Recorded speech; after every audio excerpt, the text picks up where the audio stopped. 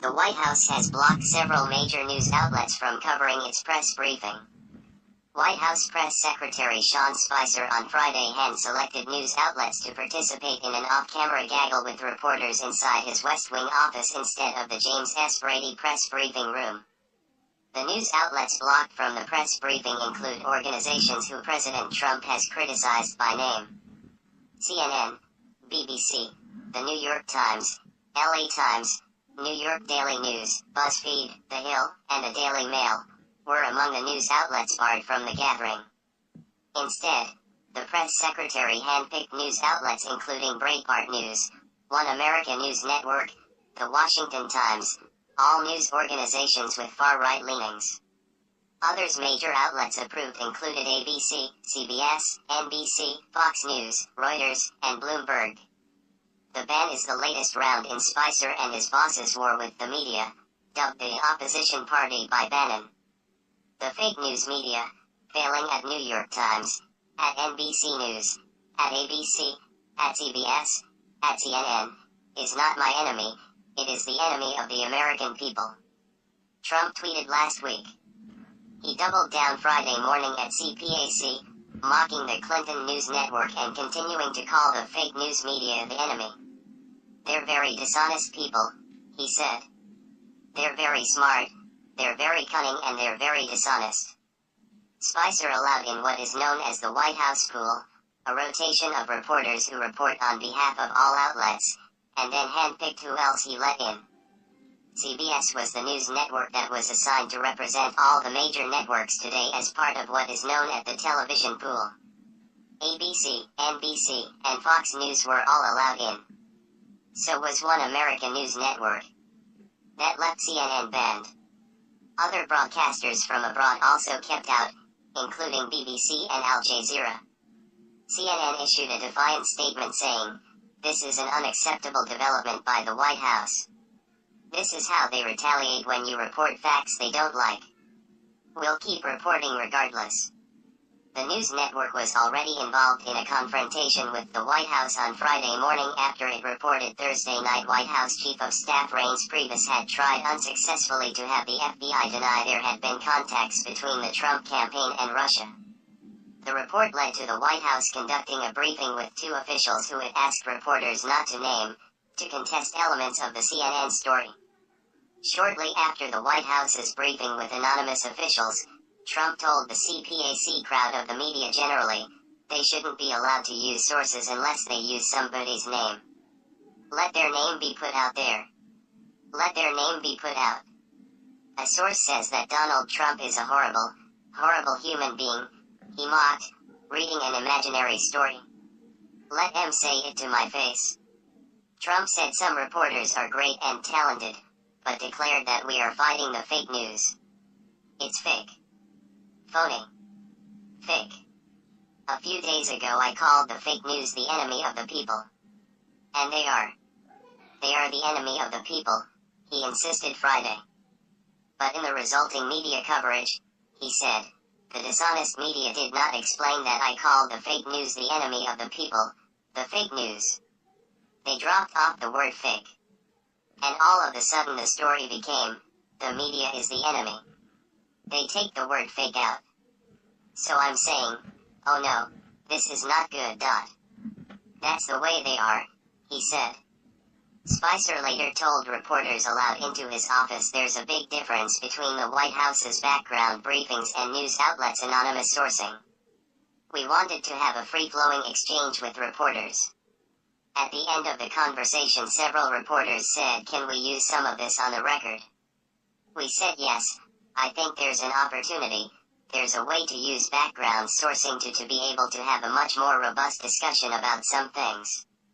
Trump's spokesman said generally speaking the White House has been open to putting official statements on the record. In addition to the television networks, several news outlets and the radio pooler, CBS, were let in. The print outlets, radio networks, and wire services also have their own pools. But Spicer's invite system led to a split between those who decided to boycott and those who decided to go anyway. The Associated Press boycotted the off-camera invitation-only briefing but AFP was invited and attended, as did Reuters. Hearst Newspapers was the print pool representative, or pooler, and went to the briefing. In addition to the print pooler, several conservative print or web outlets were let in, including Breitbart, the Washington Examiner, and the Washington Times. The Wall Street Journal and McClatchy newspapers were also allowed in. The New York Times' Glenn Thrush was banned. A reporter called Glenn had been part of the parody of a Sean Spicer briefing on Saturday Night Live, which culminated in Melissa McCarthy playing the press secretary, using a super soaker on reporters. The New York Times executive editor Dean Baquet told his paper's reporter that nothing like this has ever happened at the White House in our long history of covering multiple administrations of different parties, the Washington Post reported. Time magazine's White House reporter was invited in but joined AP in participating in the boycott. BuzzFeed News was also left out. Editor-in-Chief Ben Smith said in a statement, "While we strongly object to the White House's apparent attempt to punish news outlets whose coverage it does not like, we won't let these latest antics distract us from continuing to cover this administration fairly and aggressively." CNN reported that Spicer told reporters who were in his office that it was only supposed to be open to the pool, but he expanded it to other reporters as he saw fit. It also noted that Spicer suggested yesterday that today's briefing might not be on camera. Fox News, which was allowed in, reported that words he used were, "We have 3,000 credentialed people. We invited the people that we thought we wanted to have in the room." Spicer also said, according to a recording, "The president spoke today. As you know, we haven't done briefings when the president's had a major event or an event with a world leader." He also said, "Our job is to make sure that we're responsive to folks in the media. We're here all day. We've got a big staff. And we want to make sure we answer you questions, but we don't need to do everything on camera every day." The organization that represents all of the outlets that cover the White House said it was taking the issue up with the building's press office. The WHCA board is protesting strongly against how today's gaggle is being handled by the White House. "We encourage the organizations that were allowed in to share the material with others in the press corps who were not. The board will be discussing this further with White House staff," White House Correspondents Association President Jeff Mason said. He called into CNN a little later and warned viewers not to rush to conclusions about what happened today. Fox News, which was invited in, said it was supporting the complaint. The kerfuffle over the press briefing was a convenient distraction from the CNN story about Priebus, a topic that came up repeatedly in Spicer's off-camera gaggle. When you see the cheerings on CNN and the headlines in their story making it appear as if we did something wrong or nefarious, we wanted to make sure that we set the record straight, he said of the morning briefing the White House did on background. "And I think that this morning was an opportunity to push back on what actually happened and why it happened." CNN reported that Priebus pressured the deputy director of the FBI to tell reporters that a New York Times article claiming the Trump campaign was in contact with Russia was not true. The FBI refused to get involved. Officials said this morning that it was McCabe who approached Priebus after an event to tell him that the Times article was BS. "They said literally the story in the New York Times is not accurate," Spicer later said. Priebus wanted the FBI to go on the record, but McCabe called him to say it wouldn't. FBI Director James Comey called him after that to say the same thing, per the White House's version of the story.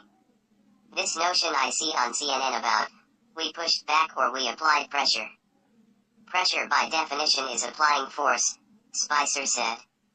"We literally responded when presented with information and said, 'Could you let the media know that? What you're informing us of?' And the answer was, 'Well, we don't want to get in the middle of starting a practice of doing this.' So our answer is, well, why did you come to us with this information? I don't know what else you do except for say, 'Gosh, could you clear the record?'" Spicer insisted that his contemporary did nothing wrong. "Had we not done anything and just sat there, it would have been irresponsible and frankly malpractice."